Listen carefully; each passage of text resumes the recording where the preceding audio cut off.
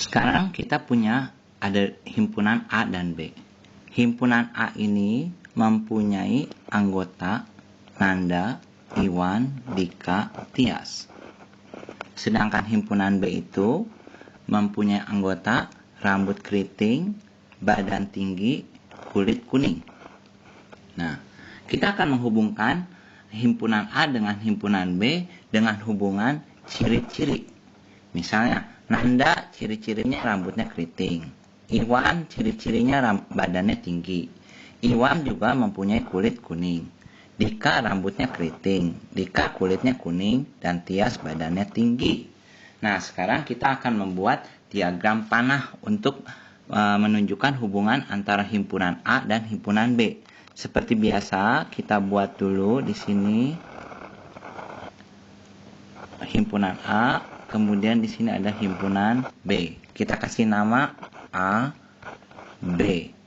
Nah, kemudian kita tulis nama-nama anggota dari himpunan A. Nanda, Iwan, Dika, dan Tias. Kemudian kita tulis juga nama-nama anggota dari himpunan B, yaitu rambut keriting, kemudian badan tinggi, kemudian satu lagi kulit kuning. Nah, sekarang kita hubungkan antara himpunan A dengan himpunan B dengan hubungan ciri-ciri.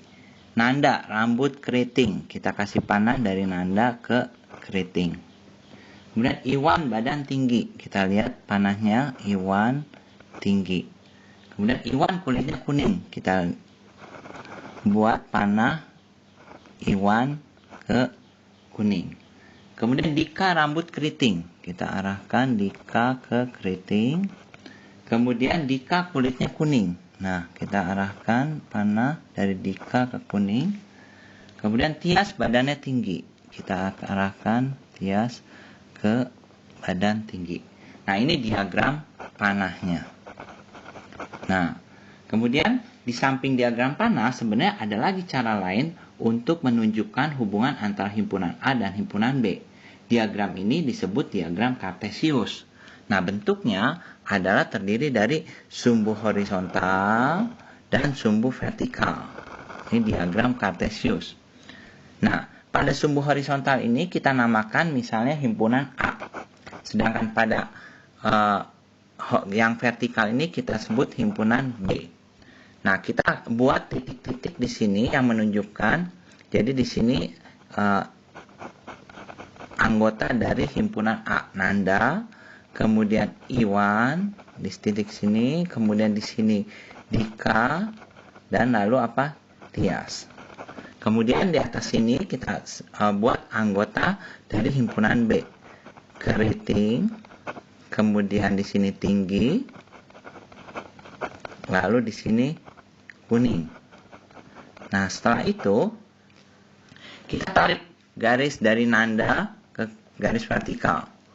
Garis vertikal ke atas terus. Nah, seperti ini. Kemudian kita cari Nanda rambut keriting. Nanda keriting. Nah, kita lihat. Kita beri titik yang besar di sini. Kemudian Iwan tinggi. Iwan badannya tinggi di sini. Kemudian Iwan juga kulitnya kuning. Jadi Iwan kulit kuning. Nah, seperti ini. Lalu setelah itu Dika rambutnya keriting. Dika keriting di sini. Dika kulitnya kuning. Dika kulit kuning. Nah, di sini. Kemudian Tias badannya tinggi. Tias badannya tinggi. Nah, dengan diagram kartesius ini, jadi kita namakan ini kartesius, diagram kartesius. Kita bisa melihat siapa yang badannya tinggi. Nah, di sini kita lihat badannya tinggi ini adalah Iwan dan Tias. Siapa yang rambutnya keriting? Nah, rambut keriting ini Nanda dan Dika. Lebih mudah kan? Jadi memang diagram ini, semua diagram yang kita bikin adalah untuk memudahkan orang melihat hubungan antara satu himpunan dengan himpunan yang lain. Cara yang lain adalah himpunan pasangan berurutan. Biasanya ditulisnya seperti ini. Kita bikin kurung buka, kemudian di sini kita cari anggota A, misalnya Nanda, terus pasangannya apa? Nah, pasangan Nanda keriting, jadi kita bikin keriting.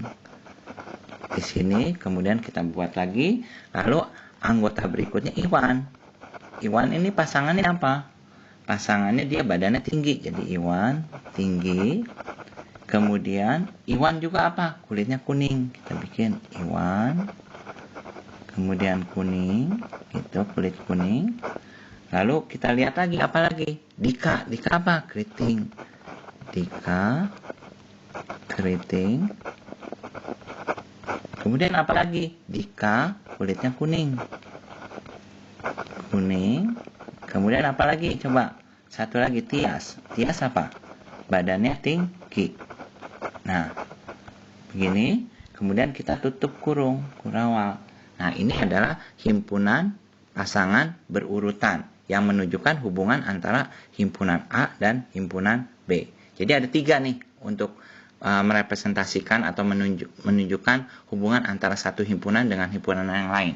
Yang satu adalah dengan diagram panah, yang kedua adalah dengan diagram kartesius, yang ketiga adalah dengan himpunan pasangan berurutan.